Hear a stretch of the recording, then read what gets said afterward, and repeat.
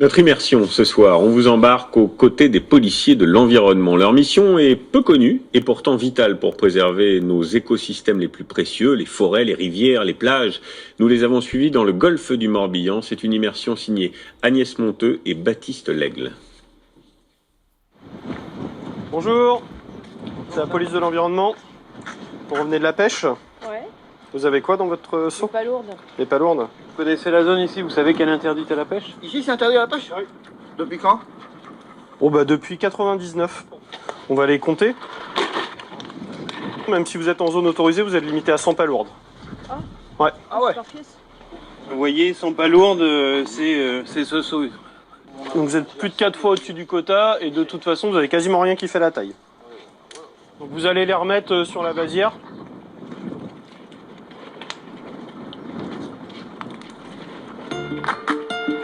Entre terre et mer, la mission de ces policiers très spéciaux, c'est de défendre la nature.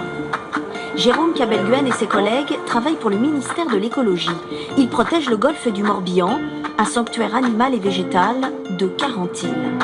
Tu veux passer par le sud de l'île là? Une petite mer intérieure, préservée par des règles très strictes, où débarquent chaque année des centaines de milliers de touristes. La plupart de ces îles sont privées. Pour les protéger, il faut connaître leurs propriétaires, souvent là uniquement pour les vacances. Non, c'est des plagistes. Bon, on va aller voir. Un doute, ce sont peut-être les propriétaires. Ils accostent sur l'île de Lerne, 200 mètres de diamètre. Bonjour. Je sais pas si vous êtes le propriétaire. Ouais. C'est la police de l'environnement. Ok. On vient vous voir parce que c'est vrai qu'on voit pas souvent du monde Non, sur l'île et puis... autorité. D'accord. Parce qu'il y avait du monde à camper sur votre île samedi dernier. Ouais. Et alors ils nous ont dit qu'ils avaient votre autorisation.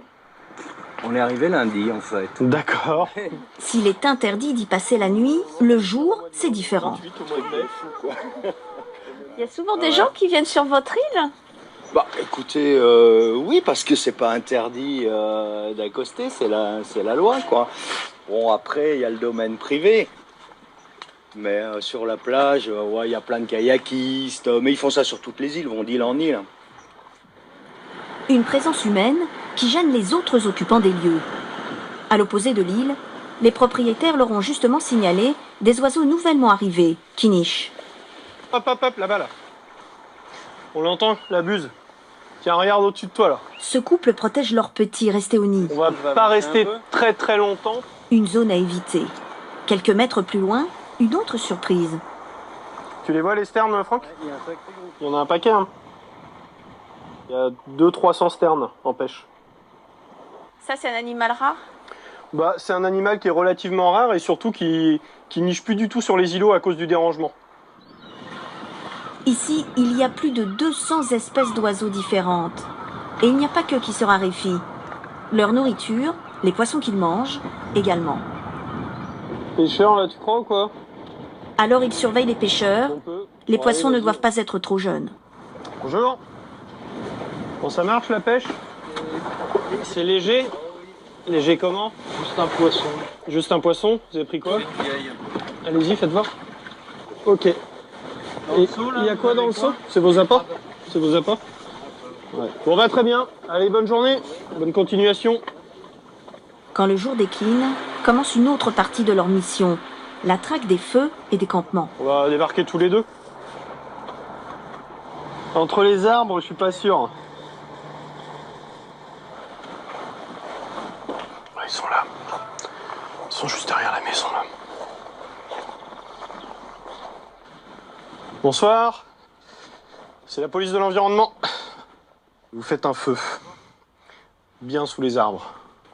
À tout hasard, vous avez un seau, quelque chose pour éteindre le feu si ça se mettait à brûler un peu plus fort? Une casserole. Une casserole.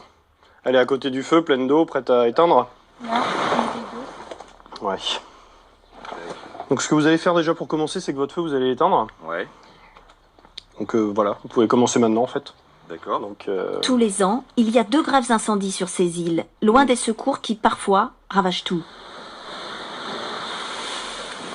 C'est con parce qu'on avait l'intention de faire chauffer des grillades. bah ouais, La fête est on finie, n'en doute pas. Mais ce n'est pas tout.